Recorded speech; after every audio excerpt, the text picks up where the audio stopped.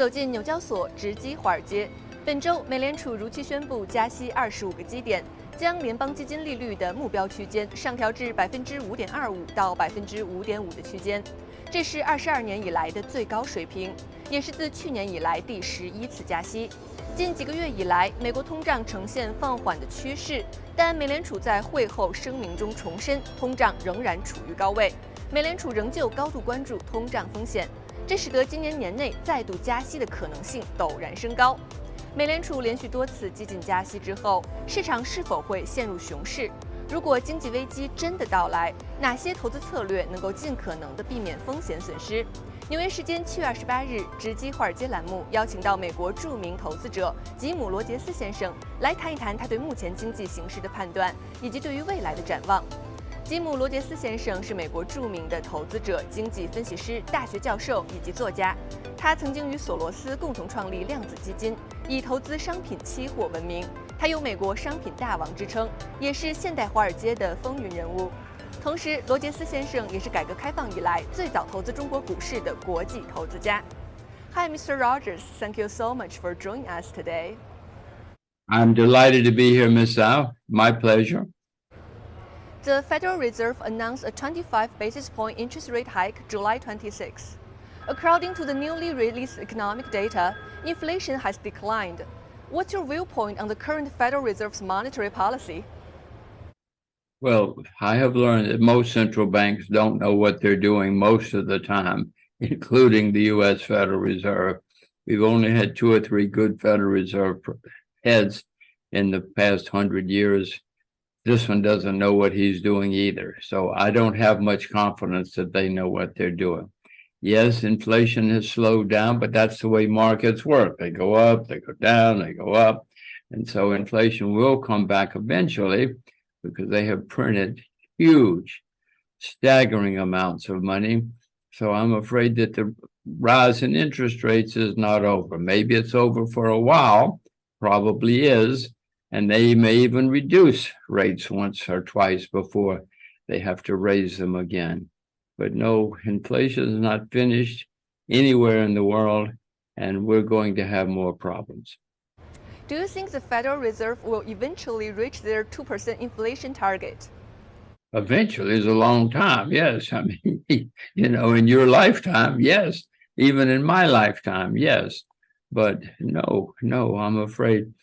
They have printed more money than has ever been printed in the history of the world. And that has always led to higher inflation. And it will again, because everybody else has printed a lot of money too. I mean, the Japanese are printing money as fast as they can. The English, everybody. I mean, the Chinese, even the Chinese are printing money now. And China has been better than most or less bad than most, but everybody's printing money. There has been a lot of discussion about economic crisis this year. In Chinese, a crisis is called 危机, and I'm sure you know it's consisted of risk and opportunity. So could you please identify what are the risk and opportunity in U.S. economy? Well, it's been the longest bull market, the longest period of economic good times in American history. It's been 14 years now.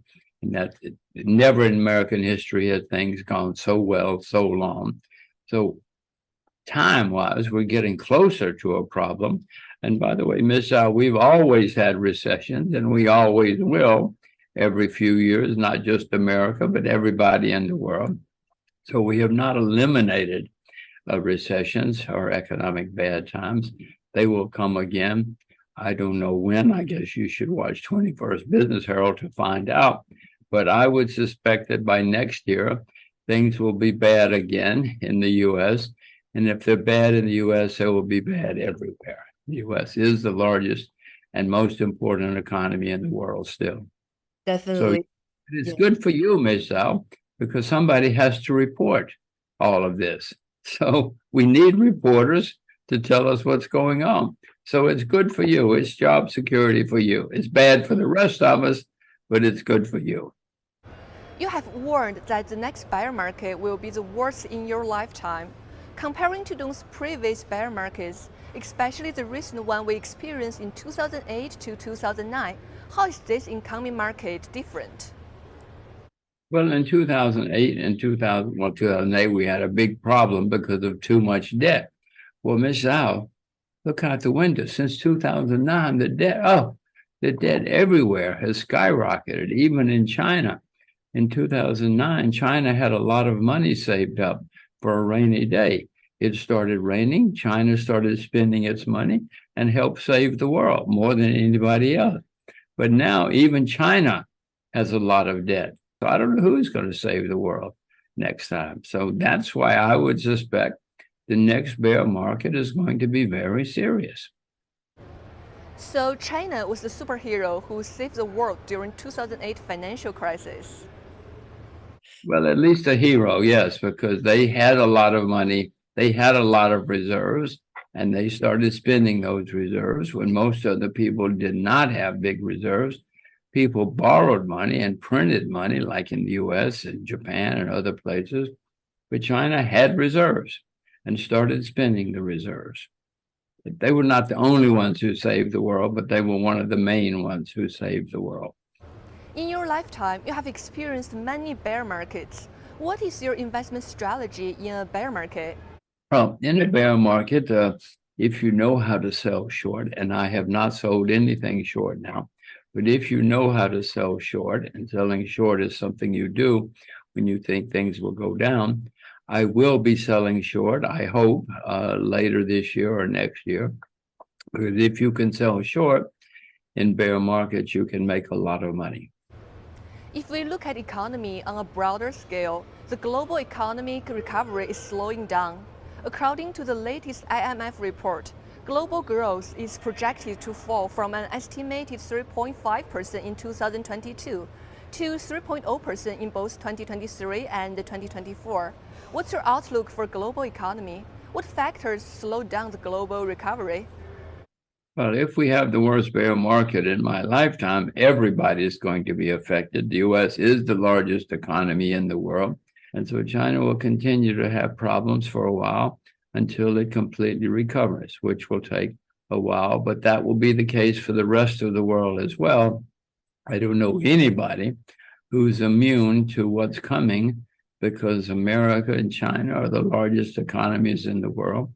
Japan is printing huge amounts of money to make its economy recover, but Japan has many problems, declining population, rising debt.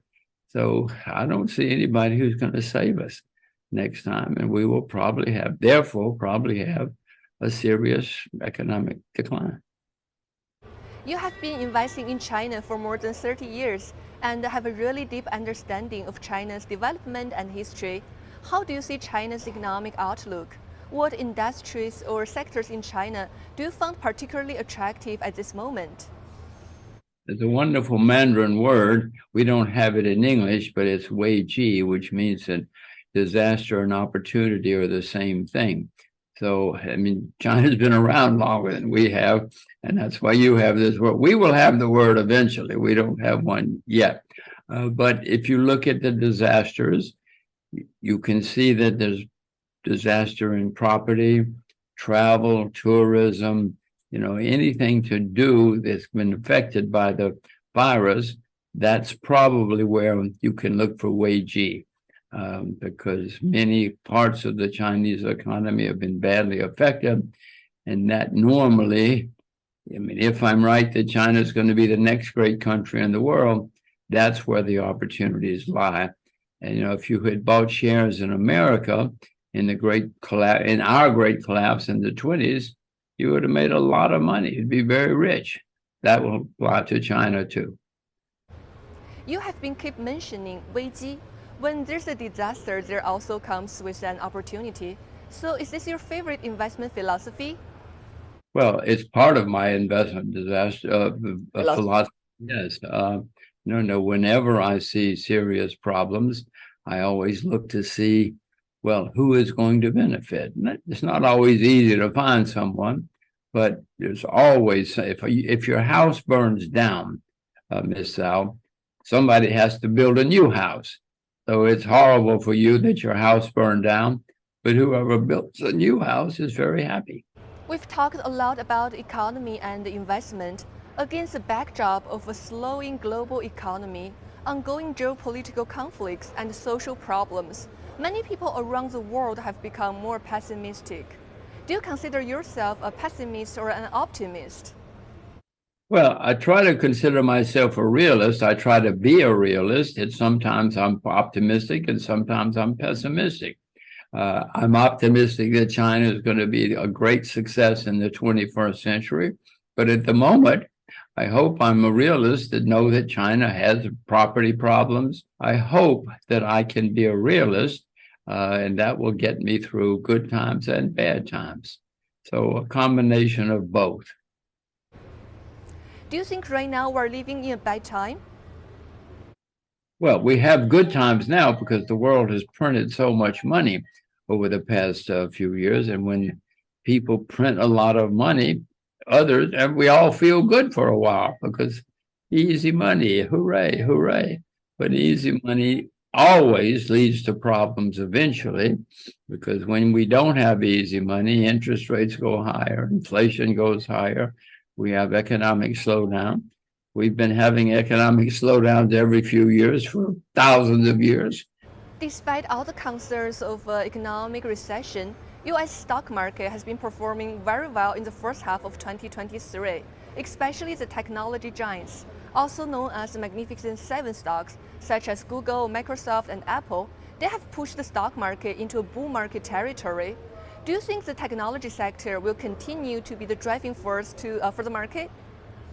Well, often in bull markets, yes, towards the end, there are a few stocks that everybody buys and they go up.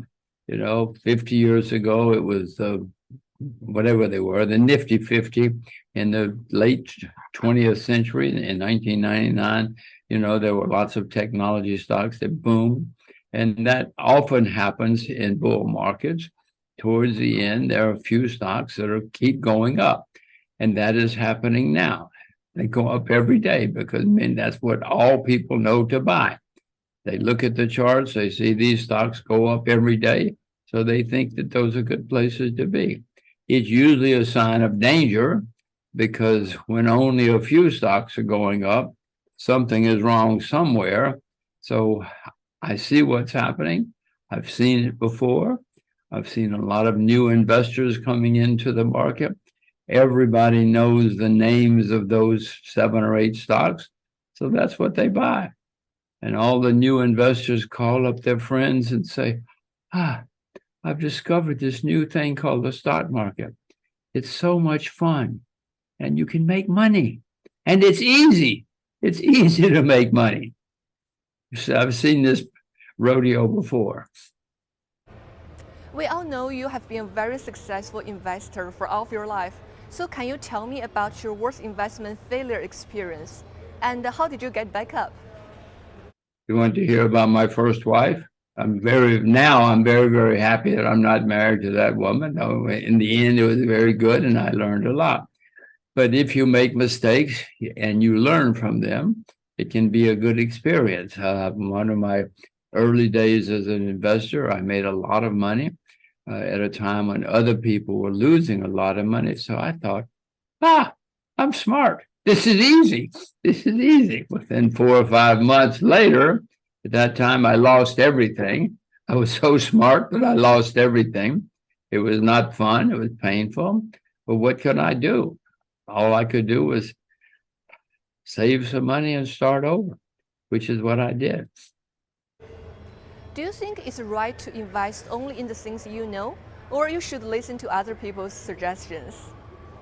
If you're going to be a successful investor, you must only invest in what you know a lot about. Do not listen to other people. Do not listen to hot tips. Just stay with what you yourself know a lot about, and you will be successful.